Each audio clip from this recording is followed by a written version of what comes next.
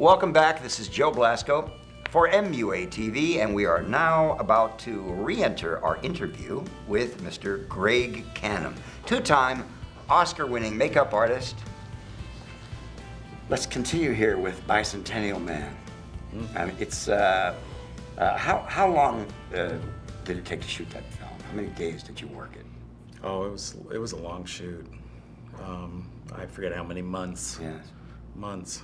I can recall I did this aging on a film called The Touch of Satan back in 1971, wherein I had all of these appliances prepared, and then they decided to change the shooting schedule, and they wanted to start shooting sooner, which is pretty unusual. And so I figured, oh, okay, well, I've got like 1 or 2 sets of appliances made up. I had the forehead appliances made up, and I'll do the rest of these up on location. So I went up to Solvang where we shot, and we shot the first day, and they loved everything. It looked so great. It looked very real. And so that night I figured, okay, I'll start filming things. The humidity was so outrageous, and there was no air conditioning where I was working, that I wasn't able to really to film anything. So for 30 days straight, I had 30 appliances that I had made, forehead appliances. Not quite 30, I had to reuse them a few times. But the entire rest of the face, outside of the appliance for the forehead, was all construction makeup. And because it was cotton and latex and gelatin, and because it was motion picture and close-up, I had to do it with a magnifying glass, be really, really, really careful with the way I did it. But where I'm getting at here is that so many makeup artists back in that day would either do appliances or they would do construction makeup. And then finally, as the processes got better and better and better, construction makeup fell by the wayside.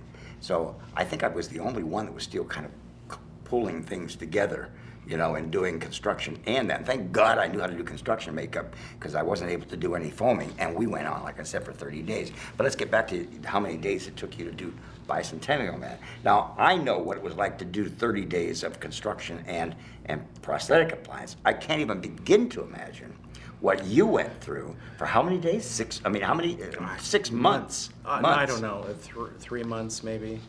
Is there ever a point, because I've never worked a picture that long, is there a point during that period where you say to yourself, oh my God, I don't think I can take another day of this? Oh yeah. How do you get through that? Well, give our makeup artists a little word of advice, because there will be a time when you're going to be working on a film, and you're going to be like 2 months into it, and you're going to go, oh, if I have to do this appliance one more time, I'm going to pull out my hair and take a shotgun to myself. But you can't do that. You've got to continue. Well, how do you continue? Well, the good thing about working on a film, doing prosthetics, is you have early calls. I get up. So you're not awake yet, so you're still working while you're asleep, so you're not realizing. I swear this is true. That you get on a film and the energy's going and you have to perform and do it right. You get up at 2 in the morning, 3, 4 a.m. You go on set, do the makeup, you have to stand there all day. And what I've learned is that after a while, you get you're in a coma state where you're just working and it's thinking, just automatic. It's just work, and you do it. Work. And you're going, oh, this will never end. But before you know it, the movie ends. Yeah. Because you're just so concentrated on these things, and you're kind of in a daze. Right. And then you have this come down period after you've done the movie. I know, for a week afterwards, I'm like bouncing off. You're wanting to get up to apply a prosthetic. And I kind of slow down, but I remember the hardest film was with Russell Crowe, and not because of Russell, because that was a construction makeup. Yes. That whole thing, it took. I got it down to about 1 hour and 15 minutes. You're speaking of A Beautiful Mind? No, I'm sorry, The Insider. The Insider. The first one I did with Russell. Yes. And it was a construction makeup, and it was a very complicated makeup, and and I came up with certain ways of doing things, the stipple, and using tattoo to shadow. Yes. And translucency. And I used at that time the Tuttle PM because it was so thick it held up in the heat. Yes. And even that would melt at some point, but I'd have to go back in. But it was such a tedious makeup, And you know, Russell, he's the best. He can just go out and go to sleep, and Yeah. I'd just sit there, and then I'd have to do this makeup every day, and I did it for like, I don't know, over 5 months. My God. And I remember the last week, I was just going nuts, and I was going, just get me through this makeup, you know. And I was so sick of the makeup and doing it, and it was the hardest Yeah. makeup I've ever done. Yeah. And yet it's one of the simplest Yeah. ones, but it was just so tedious. And, you know, you screw up and pull the stipple up, and you have Yes. to take the whole side off without destroying the rest. And, Put it back you know, down. it was just so hard to do. And Russell was great. Now, aren't you glad to hear that the Oscar-winning makeup artists also become very frustrated? Oh. But other films I've done, like White Chicks, which Right. was really Oh, we're going to tedious. talk about White Chicks. White Chicks with the Wayans. They Yeah. were so much fun that I looked forward to going in every Right, day, every and day, I never right. got tired of Right, it and right. going in and working with them. So I love working with the comedians. Who did the sculpting on Bicentennial Man? Did you sculpt the pieces? I sculpted most of them. There were, I would sculpt like Embeth's pieces, and then Miles Tevis would finish them off. When you hire sculptors, now obviously these are not just sculptors, but these are sculptors who are familiar with the requirements of the medium. They understand how, you know, how to sculpt for the creation or the fabrication of an appliance. Now, are these people part of your staff, or are they freelance? They go around. Okay. Like Miles, he came in, he sculpted most of Embeth's pieces. I designed, I think, most of them. What I'm good at is I'm good at form, and I know what I want, and I go in and I'll rough out the sculpture, and it'll look pretty good. And Yeah. then Miles will go in and he'll refine it, Yes. and put each pour in The by detail, one, and all the the wrinkles, and they're so much better than I am. But I'm really good with form, and like Robin's makeup, I would go in and sculpt that. And Yes. Glenn Hans Glenn Hans. worked on those. I see. And he'd go in and do the beautiful detail. And It was all brilliantly done. Oh, yeah. Really. And that's the way I work, because I have no desire to sit there and pour. Right. Now, when a sculptor is applying or refining and creating the edge with clay, what is the best technique that you've found to actually get as smooth and as thin an edge in clay on the Well, the way I still Under do the it, the way cast. Dick Smith showed me, is you take cheesecloth and wrap it up on your finger, and you take a little Vaseline, and you go over the edge, Right, and work it wipe down. it, wipe it out into the plaster to get that smooth Yes. edge, and then the Vaseline cleans the edge up. Yes. And then you go around and do the Yes.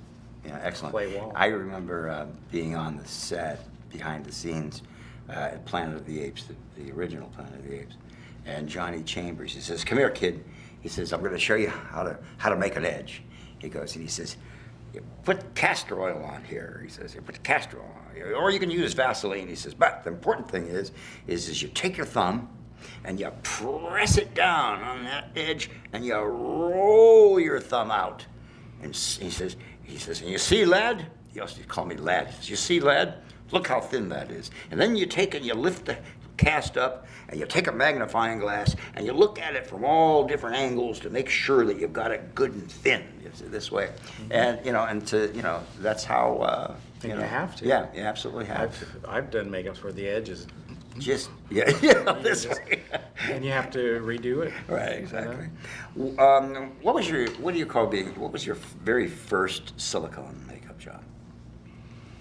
Well, that would have been Bicentennial Man, Robin Williams. That was the The first. first test makeup we did on him, and it was pretty amazing. Oh, the one thing I wanted to mention about I mean, that. for the first, that's incredible. I mean, that's absolutely Yeah, incredible. no, we did it, and it was used in the film. But we resculpted a lot of things because not working with silicone. An interesting fact about silicone is when you did foam makeups, you would oversculpt it a little bit Yeah. because it shrank. Yes. And then it's stiff on the actor and it buckles and everything. Silicone doesn't shrink at all, and we had to go in and resculpt a lot of stuff because you sculpt it like you would do foam, and you put on the actor and they'd have these giant jowls. Yeah.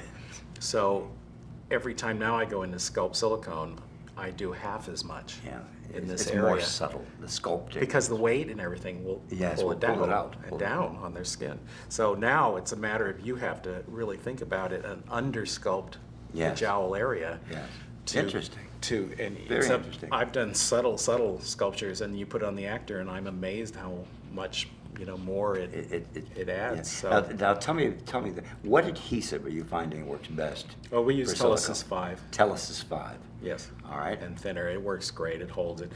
The other nice thing about silicone is like A Beautiful Mind, all these films, Yes. Bicentennial Man, we didn't know what was going to happen with the silicone because foam, lasts 10 hours or so and it starts going on you. And we shot scenes 20 hours later, Sam Neill, and no touch-ups. Very little touch-up. Amazing. The silicone holds up for 24 hours. That's amazing. We're going to be back in just a second, and we're going to talk about Hannibal, one of my favorites. My favorite. Yeah, an amazing makeup done by Greg Cannom. So, being that we're going to be back, that means we're going to be going away for just a moment. So you stay right there, and we'll be back in just 1 minute.